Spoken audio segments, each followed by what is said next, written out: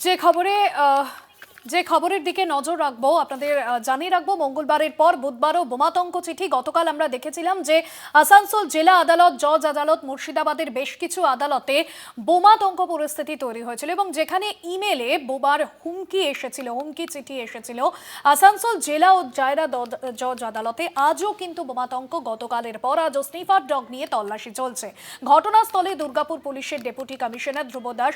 ইমেলে লেখা ISI sell Pakistan Coimbatore এসেছে, সেখান থেকেই ইমেল। এবং মঙ্গলবার ইমেল এসেছিল তামিলনাড়ু থেকে। বোমাতঙ্কে তল্লাশি চলছে বহরমপুরেও কিন্তু বোমাতঙ্কে তল্লাশি চলছে বলে জানা গিয়েছে। এবং যেমনটা জানা যাচ্ছে যে গতকালও কিন্তু বেশ কিছু আদালতে এই তল্লাশি অভিযান চলেছে। আসানসোল এবং সিউড়ি আদালতে ফের বোমাতঙ্ক। গতকালের পর আজও সেখানে হুমকি ইমেল এসেছে। আদালতে বোমা রাখা আছে বলে হুমকি ইমেল, আদালত উড়িয়ে দেওয়া হবে এমনই হুমকি ইমেল। আসানসোল আদালতে একদিকে আদালতে বোমা রাখা আছে, আসানসোল আদালতে পুলিশ কুকুর নিয়ে তল্লাশি। রাজ্য জুড়ে একের পর এক আদালতে বোমাতঙ্ক। কলকাতা থেকে জেলা কোর্টে কোর্টে বোমাতঙ্ক, ইমেলে হুমকি, ফোনে বোমাতঙ্ক, কোর্ট খালি করে তল্লাশি। একের পর এক আদালতে বোমাতঙ্ক, তল্লাশিতে কিছুই মিলল না।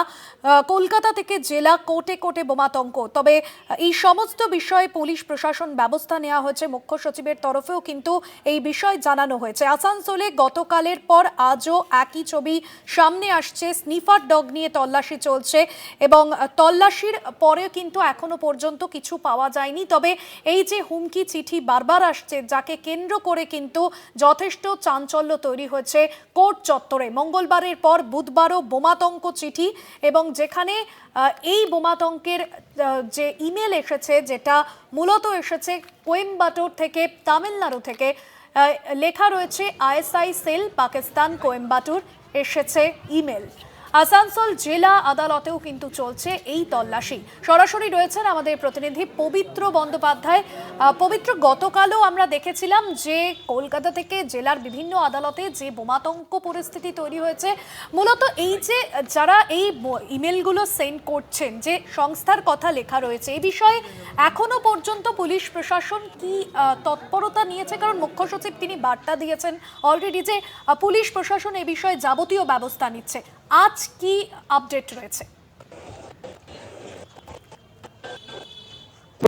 তোমাকে বলছি যে এই প্রশ্ন করলে যে প্রশাসন থেকে কি পদক্ষেপ নেওয়া হয়েছে, এই প্রশ্ন শুধু আমাদের কলকাতা টিভির নয়, এই প্রশ্ন এইখানে যারা আইনজীবী আছেন এবং যারা বিচারক, প্রত্যেকেরই মনে প্রশ্ন যে এই মেল এবং মেলে ধমকি দেওয়া হয়েছে এবং যে মেলে হুমকি দেওয়া হয়েছে সেই মেলে হুমকিতে লেখা আছে যে 15টি কক্ষ উড়িয়ে দেওয়া হবে, আপনারা ঘর খালি করে দিন।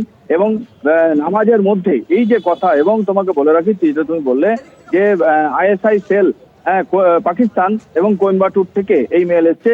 এবং তুমি জানো যে গতকাল একটি মেল আসে, সেটা হচ্ছে তামিলনাড়ু থেকে। কিন্তু এই যে পরপর দুদিন মেল, এবং তোমাকে বলে রাখি সকাল থেকে আদালত চত্বর, যাকে বলে তোমার যারা পুলিশ প্রশাসন, তাদেরকে দেখা গেছে স্নিফার ডগ নিয়ে পরীক্ষা করতে। তারা গাড়ি থেকে, মোটরসাইকেল থেকে, চার চাকা থেকে, এমনকি আদালতের প্রাঙ্গণ, আদালতের কক্ষ, সব জায়গাতেই তারা পরীক্ষা করে রেখেছে। এখন আমরা যেটুকু জানতে পারছি যে এখনো অবধি পুলিশ কিন্তু ঘটনাস্থলেই আছে। তারা আরো অন্যান্য খোঁজ খবর তল্লাশি চালাচ্ছে এবং ইতিমধ্যে আমরা পেয়ে গেছি যে এই যে আদালতে চিফ অ্যাডমিনিস্ট্রেটিভ অফিসার, তার কাছ থেকে জেনে নেবো যে কি আজকে তিনি মেলটা পেয়েছিলেন। আজকে একটা সকালে মেল আছে, বলা হয়েছে যে নামাজের পর 15টা কোর্টরুম আরডিএক্স বিস্ফোরণ হবে।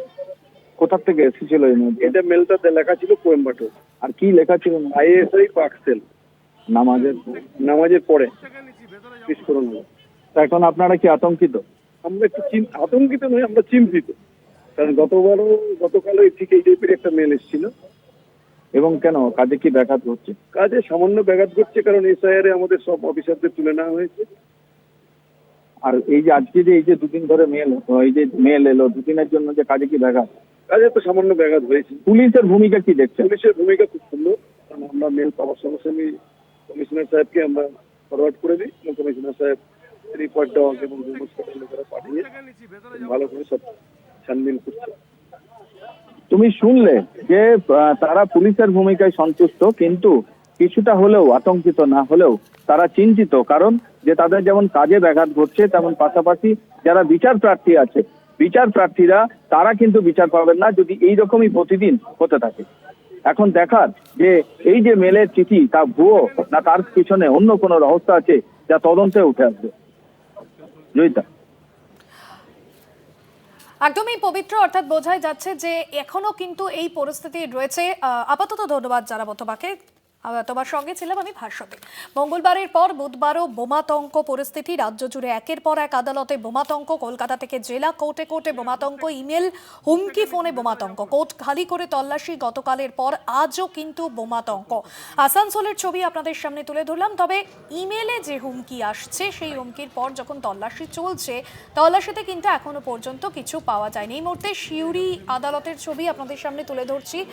সিউড়িতেও একই ছবি, সকাল থেকে সেখানে তল্লাশি চলছে। কোর্ট চত্বর কার্যত খালি করে দিয়ে চলছে তল্লাশি। বোমাতঙ্কের হুমকি ইমেল সিউড়ি জেলা আদালতে, সেই ছবি দেখছেন।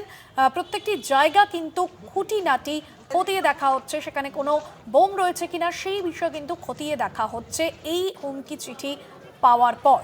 সিউড়ি থেকে রয়েছেন প্রতিনিধি ঋতভাস চট্টোপাধ্যায়। ঋতভাস, গতকালের পর আজও যে হুমকি চিঠি এবং কোর্ট চত্বর খালি করে চলছে, এই এখনো পর্যন্ত সেখানে তল্লাশি চলছে, এটা কি নিছকই একটা হুমকি ইমেল নাকি কোনোভাবে বিব্রত করা হচ্ছে?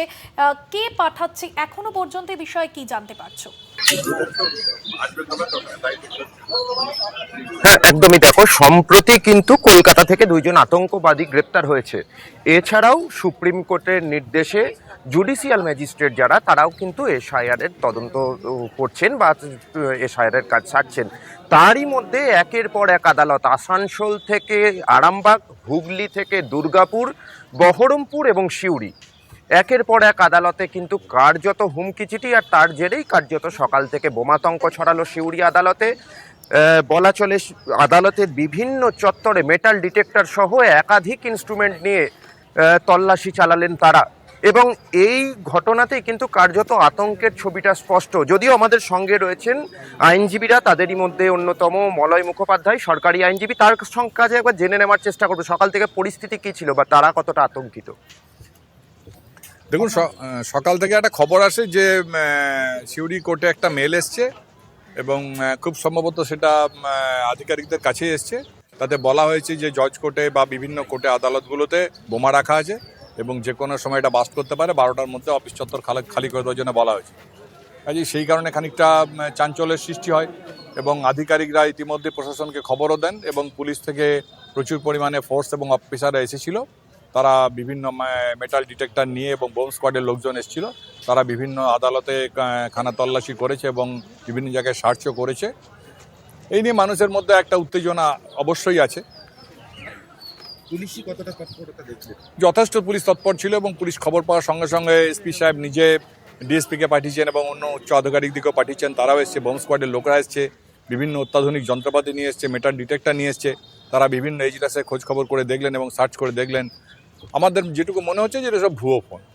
সম্প্রতি কলকাতা থেকে 2 জন আতঙ্কবাদী গ্রেপ্তার হয়েছিল এবং তাদের গোটা দেশ জুড়ে নাশকতার ছক ছিল। সেই পরিস্থিতিতে এটা কতটা আতঙ্কের সৃষ্টি হয়েছে? দেখুন, এই সমস্ত ঘটনার জন্যই তো মানুষ খানিকটা আতঙ্কগ্রস্ত হয়ে আছে। যদিও মানুষ বুঝতে পারছে যে বিগত কয়েকদিন ধরে বিভিন্ন আদালতগুলোতে এরকম ভুয়ো মেল আসছে, কিন্তু মানুষ একটু ভেতরে খানিকটা একটু আতঙ্কগ্রস্ত হয়ে আছে। যদি কখনো সত্যি হয়, যদি কখনো ঠিক হয়, তাহলে তো একটা বাস্টিং হয়ে গেলে অনেকের ক্ষতির সম্ভাবনা আছে। সেই জন্য মানুষ খানিকটা চিন্তার মধ্যে আছে, আতঙ্কের মধ্যে আছে। তবে আমরা মানুষকে বোঝাবার চেষ্টা করছি যে এগুলো সব ভুয়ো ফোন। কোনো একটা পার্টিকুলার জায়গা থেকে এরকম একটা বিতর্ক সৃষ্টি করে দেওয়া এবং সন্ত্রাস সৃষ্টি করে দেওয়ার চেষ্টা হচ্ছে। এটা প্রশাসন সক্রিয় আছে, এটা তারা ব্যর্থ করবে। এই ঘটনা নিয়ে দেখা যাচ্ছে বিভিন্ন রাজনীতিবিদরা রাজনীতি শুরু করেছে, এর জন্য কি বলবেন? এটাই তো সব থেকে বড় প্রশ্ন। আজকে রাজনীতিটা এমন জায়গায় চলে গেছে যে মানুষ যে কোনো স্টেপ নিতে, যে কোনোভাবেই তাদের ক্ষুদ্র স্বার্থ চরিতার্থ করার জন্য তারা এই ধরনের ঘটনাগুলো ঘটাচ্ছে। এরা অত্যন্ত নিন্দনীয় এবং সমস্ত স্তরের মানুষের নিন্দা করছে। মেলে কি লেখা ছিল এটা বলতে পারবো না। অর্থাৎ তুমি শুনলে সমস্ত ঘটনাই তিনি কার্যত বললেন, এবং ইতিমধ্যেই তল্লাশি কিন্তু শেষ হয়েছে। কোর্টের পরিস্থিতিও কিন্তু স্বাভাবিক হয়েছে। যদিও এই ঘটনার পরে উঠছে প্রশ্ন যে কে বা কারা কেন এই মেল পাঠাচ্ছে। আদৌ কি কোনো নাশকতার ছক, আর না নিছকই মজা? যদিও এই ঘটনাতে কিন্তু তল্লাশি শুরু করেছে বা ঘটনার তদন্ত শুরু করেছে পুলিশ। যারা দোষী বা যারা মজার জন্য এই ঘটনা ঘটাচ্ছে বা অন্য কোনো উদ্দেশ্য রয়েছে তাদেরকে কিন্তু দ্রুত গ্রেপ্তার করা হবে বলেও কিন্তু ইতিমধ্যে আমরা পুলিশের তরফ থেকে জানতে পেরেছি। এবং সকাল থেকেই ডিএসপি র্যাঙ্কের আধিকারিক যারা আছেন তাদেরও আমরা সক্রিয়তা লক্ষ্য করেছি এই কোর্ট চত্বরে, এবং রাজ্যের অন্যান্য যে আদালতগুলো রয়েছে সেই জায়গাগুলোতেও কিন্তু একই জিনিস আমরা লক্ষ্য করেছি। সরাসরি একদমই ধন্যবাদ জানাবো ঋতুভাষ। সরাসরি ছিলেন আমাদের প্রতিনিধি ঋতুভাষ চট্টোপাধ্যায়। অর্থাৎ এই যে হুমকি ইমেল আসছে তা কি শুধুমাত্র বিব্রত করবার জন্য, নাকি শুধু অন্যদিকে নাশকতার চোখ, এই দুটো বিষয় নিয়ে কিন্তু এখনো পর্যন্ত বিষয় স্পষ্ট নয়। যদিও এই হুমকি ইমেল পরপর দুদিন পাওয়া গিয়েছে, গতকালের পর আজও বিভিন্ন জেলা আদালতে এই হুমকি ইমেল পাওয়ার পরেই চলছে তল্লাশি, স্নিফার ডগ নিয়ে তল্লাশি চলছে। একদিকে আসানসোলের ছবি আপনাদের সামনে তুলে ধরলাম, অন্যদিকে সিউড়ি জেলা আদালতে সেখানেও চলছে তল্লাশি অভিযান, স্নিফার ডগ নিয়ে চলছে তল্লাশি অভিযান। এবং আপনাদের সামনে সেই ছবি তুলে ধরলাম, কলকাতা থেকে জেলা কোর্টে কোর্টে বোমাতঙ্ক, পুলিশ প্রশাসন ব্যবস্থা নিচ্ছে, মুখ্য সচিবের তরফে এমনটা বার্তাও দেওয়া হয়েছে। এবং বিচারকদের যে যাবতীয় নিরাপত্তার দায়িত্ব, সেই দায়িত্ব রাজ্য সরকারের, আতঙ্কের কিছু নেই, বার্তাও দিয়েছেন মুখ্য সচিব। এবং তারপর কিন্তু পুলিশ প্রশাসনের তরফে সব রকম ভাবে ব্যবস্থা নেওয়া হয়েছে। সিউড়ি আদালতে আবারও বোমাতঙ্ক, আদালতে বোমা রাখা হয়েছে, এমনটাই হুমকি ইমেল পাঠানো হয়েছে, আদালত উড়িয়ে দেওয়া হবে বলে হুমকি ইমেল। অন্যদিকে আসানসোল আদালতেও বোমাতঙ্ক, গতকালের পর আজও চলছে সেখানে তল্লাশি।